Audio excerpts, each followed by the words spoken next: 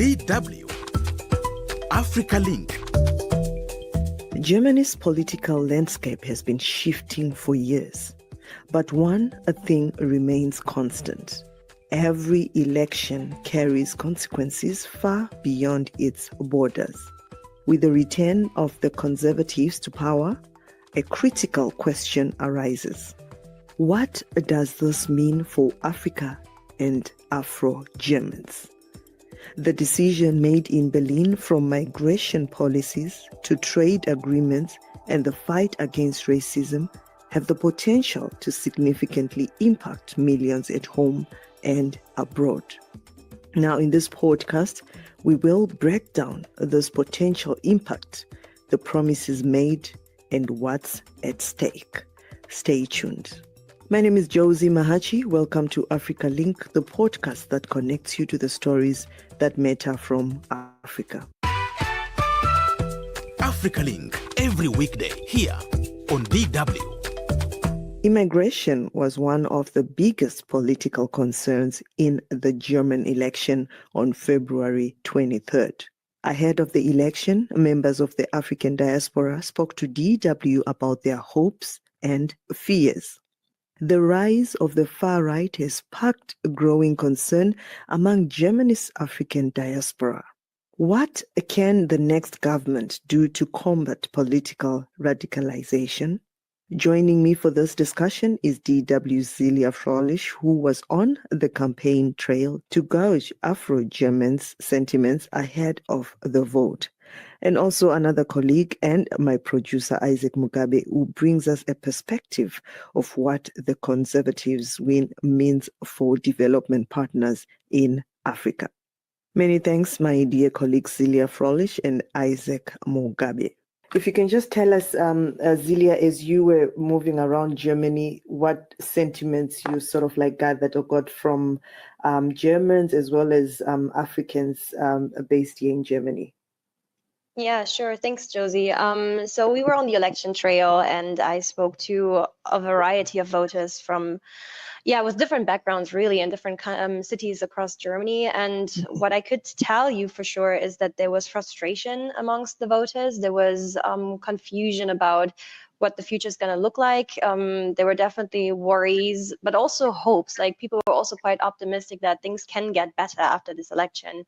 Obviously, the question is, whom are they trusting enough, right? And now the conservatives in Germany have secured this election victory. The Christian Democratic Union, led by Friedrich Merz, has emerged as the largest party, followed by the far right Alternative for Germany. They have achieved their ever best result, and that is something that previously, before the election, was definitely addressed also by many voters with African backgrounds whom I spoke to, that felt worried about what this victory or this emerge of the right conservative Alternative für Deutschland could eventually also mean for them, since especially this party is quite known to drive a very harsh migration politics. They're rather vocal about what migration, what foreign skilled workers coming to Germany can mean for the country itself, regarding culture, regarding tradition, and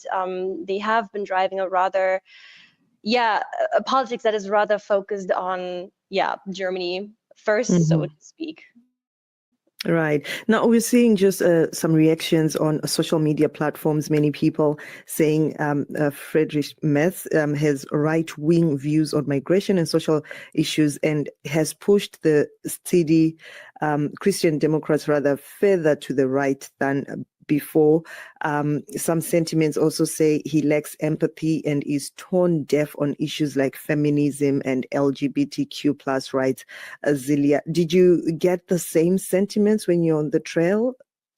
I can definitely tell you that voters were concerned what a Christian Democratic Union as the governing party could mean, especially when it comes to topics like, as you have just mentioned, like security within Germany, but also things like the LGBTQ community, what it could mean for them, what it could mean for people in the country that don't look as what maybe people from the right would call German, not like white, blue eyes, let's say like that, but people with a more diverse background, what it could mean for them. And there's definitely a worry across the voters that I spoke to that, marginalization or anti-migrant rhetoric could be rising, that things like it's called othering, which means you are basically excluding a person from a group simply because they look maybe different from you, that this could become more of a topic. And those are Germans, right? Those are Black Germans I also spoke to, who were born here, who lived here, whose grandparents or parents came here from sub-Saharan Africa also, and they feel really worried what these next steps and this close future now can bring. All right. Right. But before we turn to Isaac, just to talk about the other parties, Silja, tell us briefly about the next Chancellor, Friedrich Merz, and his win. Well, Friedrich Merz, as I just said, he has achieved his best result. Like he's going out as the winner. They have improved massively since 2021. They maybe fell short of the expected 30% threshold that they were hoping for, and now his big challenge is to form a coalition, and those coalition negotiations are actually underway. There is a potential grand coalition between the Christian Democratic Union and the Social Democratic Party of Germany, that is Chancellor Olaf Scholz's. So this is the most likely thing to happen, as the CDU has historically always not been very favorable of a coalition with the Green Party, since they very much clash on many, on many lines, really. And the Christian Democratic Union's agenda regarding politics definitely includes economic revitalization, an immigration reform, and strengthening European partnerships. But I do think for now the most important thing is that Friedrich Merz has promised till Easter to form a new government, and now the question is if he and the Social Democrats will find a common ground. Right. Now let's head and maybe put the focus more on Africa relations, Isaac. But before we do that, the big winner in terms of voter share was the far-right and anti-immigration party. That's the Alternative for Germany, AfD party, which completed the latest vote with a 9.3% jump in support. A lot of people in Germany and also on social media are shocked. But Isaac, were you surprised? Oh, thank you, Josey. To begin with, I was not surprised. But up to now, I'm surprised that some people in Germany or on social media platforms, like you mentioned, are surprised that the far-right AfD made such gains, despite political rallies that we saw last year held in various cities ahead of the election denouncing the AfD. Now, I mean, it beggars belief that we have a section of society that is kind of castigating a party, and on election day, this party wins big. For me, according to my readings, it's like a vote of protest about the many policies that have not been working in favor of the Germans. Perhaps even on Sunday during the vote, that those are always undecided voters in every election, we know that for sure, who might have changed their mind and said, well, let me go FD, even though I was planning to vote the SPD or CDU party in power. Well, while that was the best showing for a far-right party in Germany's post-Nazi history, it conceals a clear divide, Josey, along Cold War lines with this overwhelming win across the former communist East Germany. And the people, I'm talking about the Germans, they're so hungry for a government that's really functioning and working and creating a prosperous future for the people here in the country. And in a world that is completely tense, with a lot of people feeling that it's falling apart, I think Germans made a statement. And for me, this vote kind of indicates that a lot of topics were not properly dealt with, at least in the view of the people who had to vote. If the government can solve the migration issue, which I think also was kind of a scoring point or card, like many parties are using in Europe or even in the US, and it's a very important topic here in Germany. We have experienced a lot of that. Incidents lately where people who lost their lives babies lost their lives due to the killings. But again, the blame was much put on SPD, yet we have to remember, under the chancellorship of Angela Merkel, that popular statement she made, "Wir schaffen das." We can manage that, loosely translated. The whole thing of migration was orchestrated by the CDU that are now back in power. Are they really going to solve the migration issue like, they made it a very big point for all the voters here in Germany to base on when they go to cast their vote? That's a big question. And just like Silja mentioned, Fröhlich has also been known, to have these anti-migration policies. But perhaps the fact that he is within the CDU and the CSU sister party in Bavaria, maybe we expect him kind of to compromise. And the fact that he has said his number one on the to-do things list is to make, Europe stronger and less dependent on the US. I was surprised that, he didn't start off with the migration that is going to close borders like we've been seeing, being hyped up by the US and the trolls on X from the US. Not forgetting also what Trump wrote on his social media that, hooray, conservatives are back, and a lot of eyes are going to be watching him to see if really how he's going to deal with what he promised the electorate. Right. And on something that you just mentioned now that Friedrich mentioned that, of course, his priority is for him to strengthen Europe and to become independent from the USA. He also even mentioned that he never thought he would say this in a TV show, but it has become clear that this US government doesn't care about the fate of Europe, end of quote. Now, the biggest question would be then, who do you think Europe would tend to? Is it Africa? Is it Asia, Isaac? It's clear that, first of all, charity begins at home. You have to first address the concerns of the voters to begin with, and those are the Germans. And again, like he clearly mentioned, he wants to make Europe stronger. In all honesty, it would be disingenuous of anyone or political pundit to say that Germany or any country that is going to the vote or has gone to the vote should look outside before it fulfills the mission of its particular country. And in this case, it is Germany and then Europe before he thinks of Africa and Asia, policies that have not worked in the past. So I don't expect Friedrich tomorrow to come and say, well, among our priorities is Africa or Asia. No, that will be disingenuous of him, given the past relations that have been painted a rosy picture of how Germany deals with its partners, but in the actual sense on the ground, it tells a different story.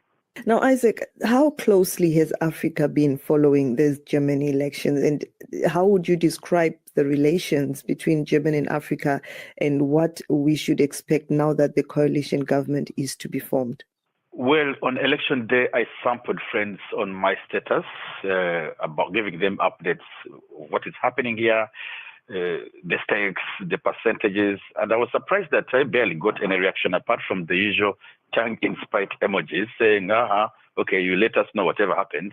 So for me, it hasn't been closely followed. Perhaps it has been dwarfed by what's happening in the US, and many people are worried about Trump's new policies that include deportations and tariffs and all that. Notwithstanding also the situation is not so good in Africa, especially at the beginning of the year. Many people are so much stressed out with bills and paying school fees for their kids to go back to school. So all in all, on a scale of 1 to 10, I think I can give it a 3.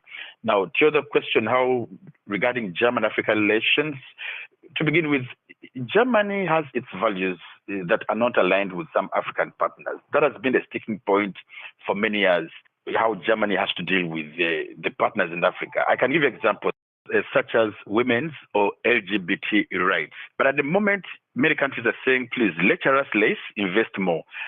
Previous German governments have made several attempts at persuading, for instance, small and medium enterprises to increase investments in Africa. But again, these initiatives, including also the compact with Africa, come at a cost when it comes to the values I'm talking about.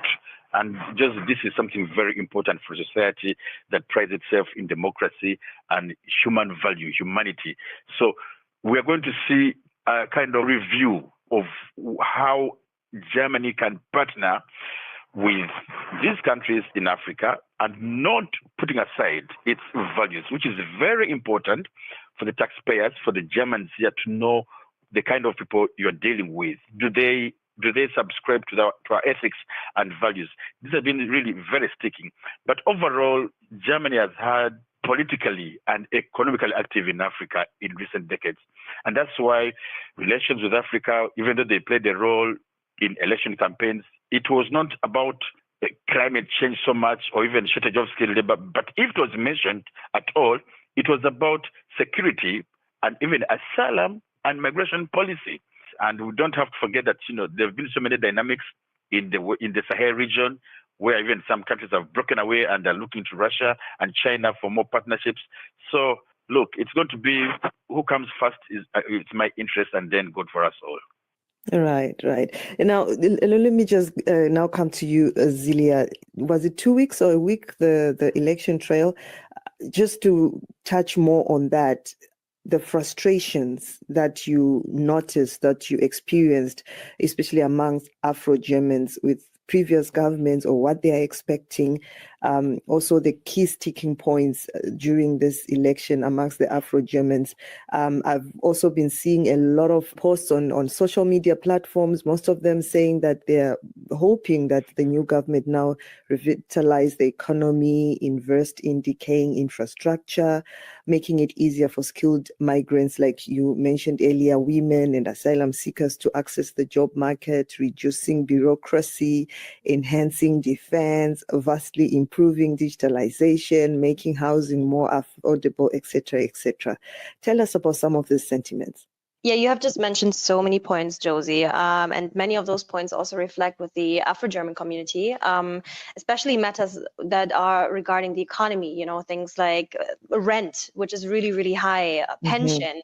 When you stop working, Germany has an incredibly old population, and a lot of people will retire soon. That's going to strain the pension funds a lot. People are worried about a safe pension in the future, but it's also about like a vision for the future of the country. Where is the country moving to? What is the plan? Like, especially in the Afro-German community, also matters regarding representation were mentioned. Can we diversify the people in power, and can those actually speak in our favor? I was also told it's not about necessarily having more Black politicians in the parliament, but it's about having those that can see the bigger picture, that can see the diversity of the population that we're living in Germany, which is becoming more and more colorful by the day, especially because of topics like migration, right? So, but one thing that they all called for, and that was really across all sorts of voters that I spoke to, was moving away from this culture of conflict and finding solutions that last, solutions that really bring the country forward, that are aimed towards progress and success for everybody living in the country. And one quote I want to mention by one voter was really like, if the least privileged can live well here, then also everybody else can live well here. So there was this call to really just focus more on the needs of everybody in the society. Right. And are there any Africans that you spoke to who thought the Elon Musk's favorite party, AFD, could make a difference if it wins big? Oh, yeah, absolutely. I spoke to one AFD voter who was from Berlin, a young mom. Her grandparents came from Ghana. Her grandpa became a doctor and integrated.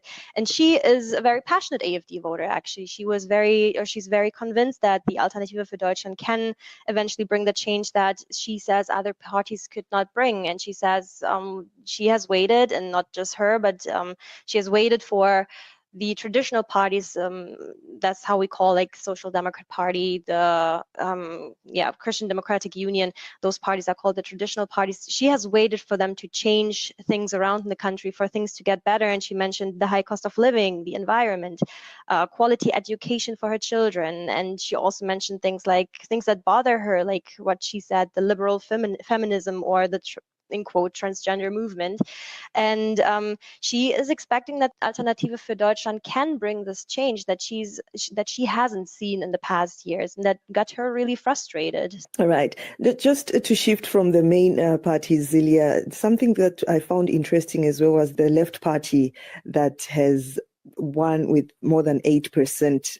That's a remarkable turnaround for a party that has been polling below 5% for months. What does that mean for German politics? Well, we definitely have a major player back in the game, which is the Left Party. They have not been very big in politics in the last years, but as you can see, the extreme sides on the political spectrum are growing. We have the AfD on the one hand and the left on the other side, and both of them will end up in the opposition. So that's going to be quite an interesting clash, because those two parties could not be more different. They disagree fundamentally in almost everything. And I do think, I don't want to bring the topic up again, but migration is probably the biggest one here, where the AfD is driving a very, very strict course regarding migration politics. The left is just fundamentally different and has a completely different perspective on how the migration issue should be handled, how questions like asylum and getting skilled workers into the country should be handled. They are not calling for the same kind of strict border restrictions or border controls, for example. And it's going to be interesting to see how these two will collaborate in the opposition, because quite honestly, I'm not really sure how that can look like, since they are, as I said, so very different. Right. And as we wrap up our discussion, what next for Afro-Germans, Germans now that CDU, CSU has won the election? Silja? Well, I do think a lot of the Afro-Germans that I spoke to, or as they like to rather call it, Black Germans, I do think they're now looking at how things are going to develop regarding the rhetoric, how things are going to change regarding maybe racism and xenophobia. Some of the voters I spoke to said that they would not completely count out moving away from Germany if things get really, really bad. However, that is not an option, obviously, for everybody. So the question is now really on Friedrich Merz and his new government, how he is going to handle these tensions that are definitely being fueled by the Alternative für Deutschland. So his biggest job is now to make true what he has been saying, that there won't be a collaboration with the Alternative für Deutschland, and obviously that needs to be reflected in his rhetoric.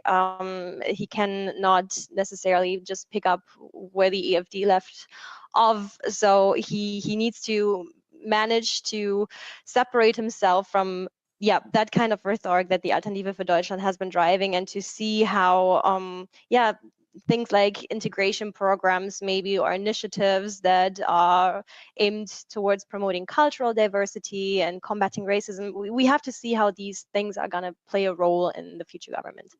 All right. Now, Isaac, as I also just turn the mic to you, concluding this discussion, in your opinion, how should the relations between Germany and Africa be reset? Yes, thanks indeed, Josey. I just wanted to add on a small anecdote on what Silja just said regarding migration and integration.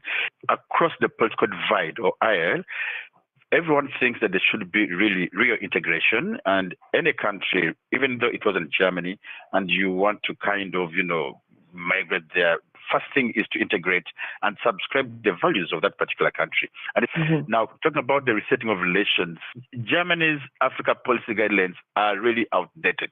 That is common knowledge. That is in the public domain, and they need a total overhaul. We can't forget that Africa's importance for Germany and Europe has increased significantly. And I'm talking about since 2019. Just to remind again, what is happening in the Sahel, the deteriorating security situation raises fundamental questions about Germany's security itself and development policy engagement. We have, organizations like the GIZ doing incredible work on the ground, but they're being hindered by the insecurity. And there have been several calls for reforming also multilateral institutions, growing demands by African countries to reshape these very forums and debates that require greater consideration in Germany's Africa policy. 2 weeks ago, there was the Munich Security Council, but it was only focused on what Europe really wants and NATO and the US. Africa featured really not so prominently apart from the DRC and Sudan, and there's need for a revision of all these things. We can't forget, or we mustn't forget, Josey, that the COVID-19 pandemic also, coupled with Russia's invasion of Ukraine, have increased what I call strategic interests in cooperation with Africa. So when we talk about the relations between Germany and Africa, they need a total overhaul. They need to reset. They need to restart so that we get a new trajectory in the interest of not only Africans but also Germany and Europe as a whole. All right. Thank you so much, my colleagues, for joining us here on DW Africa Link podcast as we've been discussing the results and rather the new phase that is upon Germany, as Germany now has a new chancellor and also a new ruling party. Thank you. Africa is changing. Don't get left behind. Tune in to Africa Link. That's it for this edition of Africa Link. Remember, you are not just a listener, but a part of our community, and your engagement can shape the direction of our discussions. We value your insights and encourage you to share your thoughts with us. What do you think the next German government should prioritize in its relations with Africa and the diaspora? Please remember to follow so you can catch all of the Africa Link podcast episodes. This podcast was co-produced and edited by Isaac Mugabi. My name is Josey Mahachi. Thanks for listening. Until the next one, it's bye for now.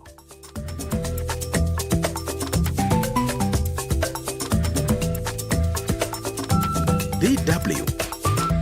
Made for Minds.